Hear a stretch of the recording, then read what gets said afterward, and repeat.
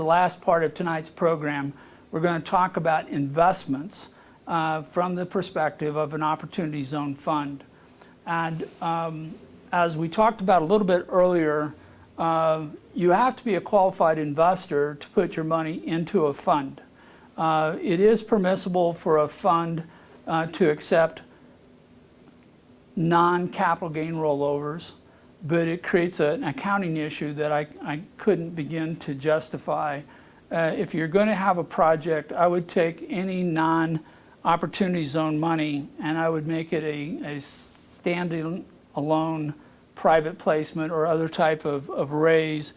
Do that as an offering. It may be concurrent with raising money into the fund, but I would not put them in the same bank account. I wouldn't put them in the same accounting program because it'll create issues and complexities, and particularly because the non-Opportunity Zone money doesn't have to sit and wait, and it probably won't.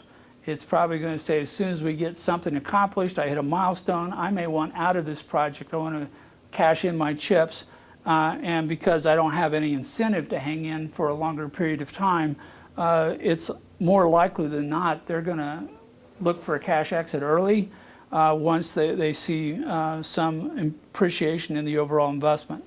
So investors have to be dealing with money in the investment agreement that you'll get a copy of.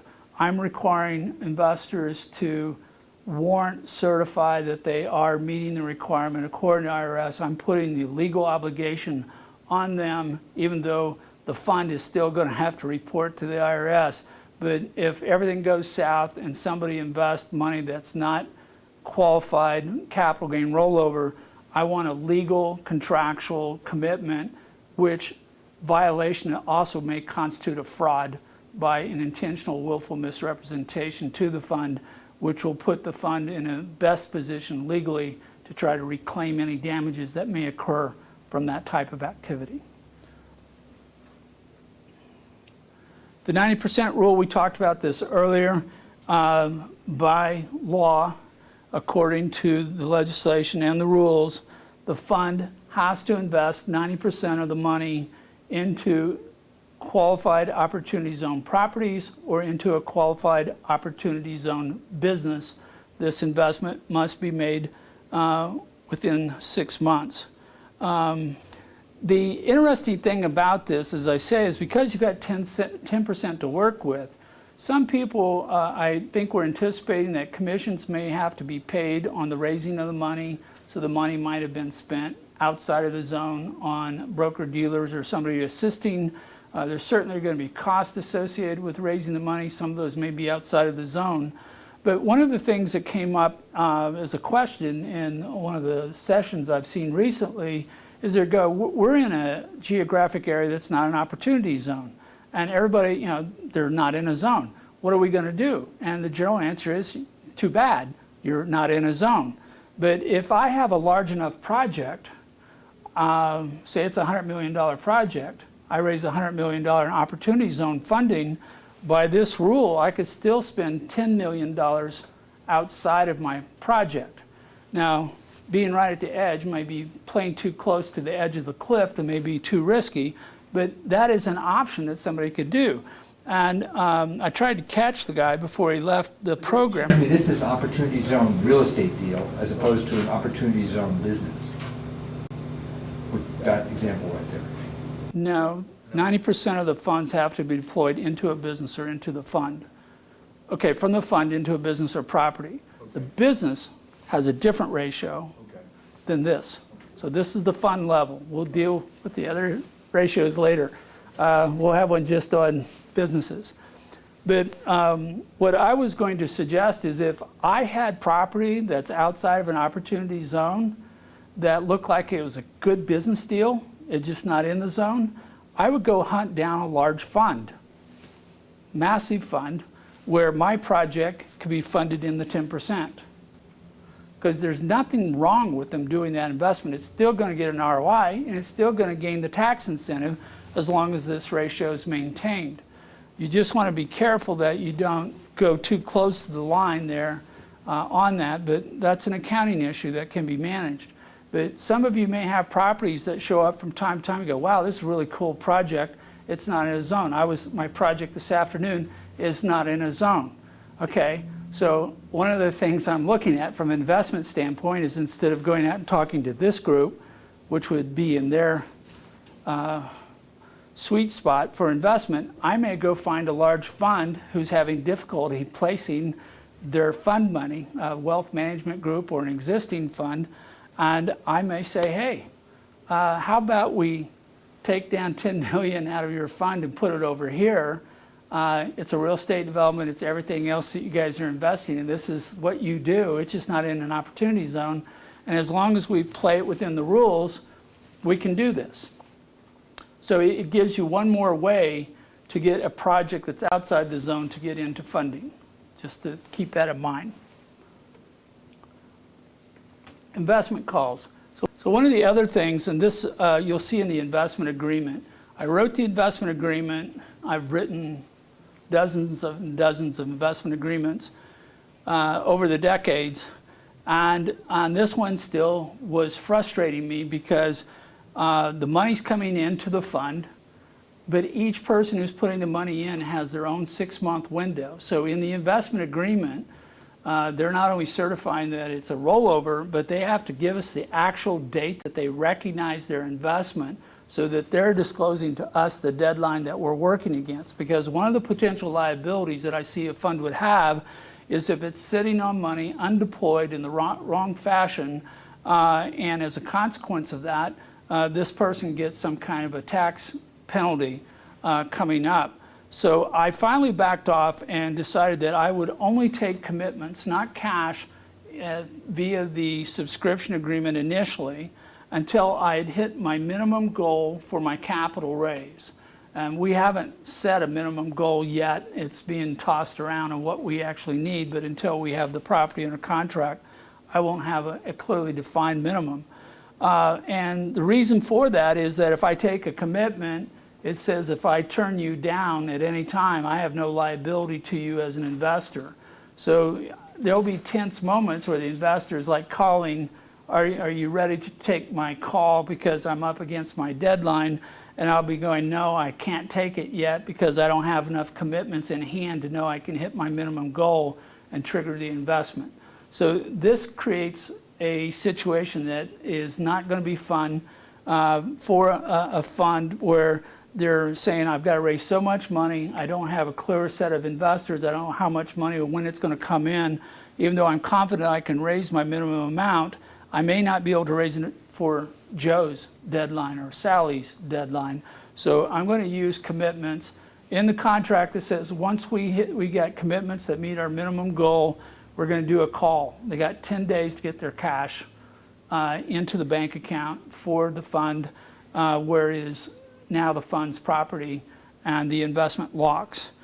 We retained the right to reject part or all of this because we don't know if we'll go over or under or how this has all come together.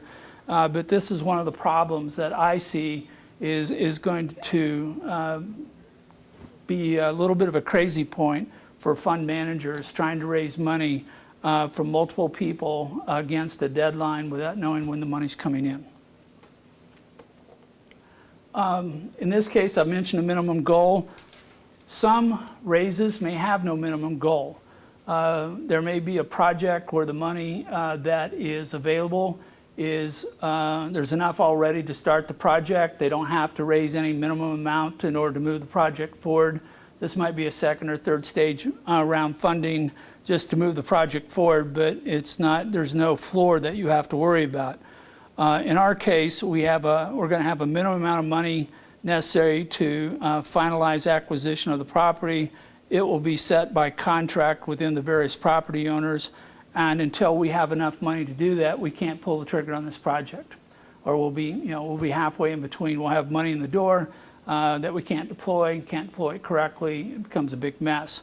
So you have to look at your project, back to the planning, how much money do you need, when's it coming in, and if you have a minimum goal, then in your investment contract, you're going to have to provide for the possibility that you don't hit your goal, or you have to return money, or rather than taking the money, you cancel the commitments. One of the other things that is popping up is that I may put together my Opportunity Zone Fund here in this case. The maximum amount of money that we're currently looking at is $8.5 million, which would fund everything that we want to do at this stage. But we are now talking to existing Opportunity Zone funds who are looking for projects to invest in. So if I create my own fund, there's a possibility I raise no money into my fund, that all the money shows up from another fund, and I actually never do a raise at all. Or I may be able to raise some money into my fund, but the rest of it comes in from a syndication, meaning that somebody invests directly into the NetZero company. So maybe I raise $1 million, and the rest of my 8.5 comes from 2, 3, or 4 funds, and I get the same thing done. Well, you say, well, that's not a bad thing, but again, in my investment agreement, I have to allow for this possibility to occur, that I may close a round, close this investment, close the fund at something less than the $8.5 million because I got the money from another source. So again, thinking through how this might unfold, right now we're seeing more funds telling us that they have more money than they have projects to fund. And at the moment anyway, it seems a high probability that I can put together all this work, put together the fund, get it all ready to go, and never use it. Oops, too far forward. One of the other things I mentioned is because we've got a dedicated fund for an asset company, you want to make sure all your documents are in harmony. So the money's rolling into the fund, and then it's going to roll from the fund into the asset company. You want the offering documents between the asset company and the fund and the investors all need to sing from the same songbook. If there's any incongruity, any discrepancy, there's a draft 2.0 versus a 3.0, you may find that there's a problem in how you laid this out. So again, kind of working backwards, if you know what the end of mind is, cash exit, then you work your way forward through all the filings and you get to putting the money, deploying it into the business or to the property. Then from there you back up and create the offering to the investors. Then these should all work together. But I'm concerned that I anticipate a number of funds are going to find their offering documents are out of sync with whatever is being done in investment and deployment of that money into the business. Cash exit, this was the topic of a program 4 weeks ago. The more I've talked with people, the more this topic is getting more popular. Who controls when the cash exit occurs? It could be the fund, as we've proposed here with the Sugar Beet District. We're talking about a callable option that can occur at 10 years and a day. As soon as the last investor in has met their 10-year requirement, then we would want to potentially cash them out, move them out of the fund. They get their maximum gain, but they're done and they're out.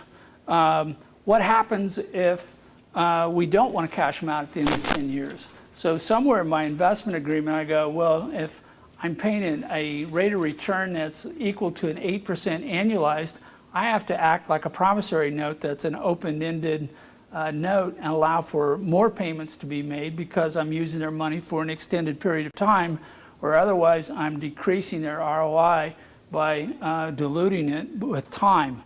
So the fund in this case is in control. Another case, the company that's received the money may be in control. So if I invest into this asset company into NetZero Colorado, that investment agreement, which is not going to be in your packet because it's not done yet, is got to say you cannot do anything that's going to blow up my tax incentive in less than 10 years. If you do, you're going to have to stand liable for all the missed benefits that are here. So this has got to be a minimum term 10-year. And I've done some promissory notes where we're saying we're going to cash you out as soon as we get our second round of money. They're like, if we're going to go to all this trouble, then you're going to pay me a little bit of a penalty for taking me out earlier, an early payoff kind of thing. And in some cases, the market may dictate, meaning that we've sold this out, the fund is sitting on the asset, and at the end of 10 years, you go, you guys can sell whenever you want to. You can find your own market. You can find your own buyers. It's all up to you. It's your problem. And unfortunately, I'm going to say unfortunately, this is the common approach that's being used now, where everybody's going, well, it's whatever the market is. And I don't think anybody's going to make a 10-year investment without having a greater ability to influence or control the outcome at the end of the 10 years. And I think we're going to see more and more provisions creeping into these investment agreements that will give some control or some veto power to the investors about how the exit occurs or what might actually happen, so that this isn't an open-ended, I don't know what's going to happen. Even though if you invest commonly in a business, you're going, well, I decide to sell my stock after 10 years, it's whatever I can get for it. I don't know that that's going to be that attractive to investors because of the duration of the investment. Finally, de-risking. This is something we also talked about related to the cash exit, particularly on property development, where you're going to be sitting on the property for 10 years. You've got different economic cycles, different local things that could occur that would be counterproductive to getting a high exit price. Can you do something within the framework of the investment that is going to influence, if not dictate, a higher price at the point of cash exit? And we are looking at a concept we're calling an innovation hub, where we're going to engage in private economic development or public-private economic development to try to make sure that all these buildings are occupied and businesses are all thriving, and we're bringing more and more business to us. And we may not actually peak at an ordinary exit for real estate of, say, 2-3 years down the road. We really care about peaking after 10 years so that everything looks good and we're getting max price. And so we're looking at training programs. We're looking at things that would create more amenities that would attract people in, actively recruiting complementary businesses to our campus that would add to the value and add to the ongoing energy, and actually will, in some ways, will increase the level of innovation taking place, which we think will be a long-term, more sustainable type of model. So this is something that's right now early stage concept. We think that this may become a bigger thing as more people look at these large dollar real estate projects. And in some point, an investor, it would be interesting where an investor might start expecting that somebody's going to do something to enhance the value of the project over time. And that will get very strange, because now you're like almost guaranteeing an outcome of a real estate investment. I don't think we'll go that far, but I've seen a lot of investors develop unreasonable expectations. And so you may want to think about this. You may even go so far as start putting in disclaimers, even on top of what you're doing to help out, to say, we're going to do this, this, and this to try to improve the exit value, but we can make no assurances, no guarantees, no anything that this is going to get you where you want to go. So the documents for this part, we do have an investment agreement in the fund. That's ready to go. I am working on the investment agreement for the actual property, but it may not be in the initial release because I want to try to get these out as soon as possible. This document is, if you've seen investment agreements, there's not going to be any great surprises here. I put in warranties across the board by the investor, disclaimers, other things. And at the same time, because it's a fund, I'm going to be passing the buck to the underlying asset company, where they're going to have to indemnify the fund almost across the board for everything, because the fund has no control. Once it deploys the money, it's dependent upon that underlying business or property to perform. And if something goes wrong, they want to be able to point in that direction so that it doesn't end up sitting here. Because if it blows up here, whoever's in the officer management capacity for the fund is going to be an open target, which is an undesirable situation. So that's the end of part 4. Any questions on investments? So we discussed this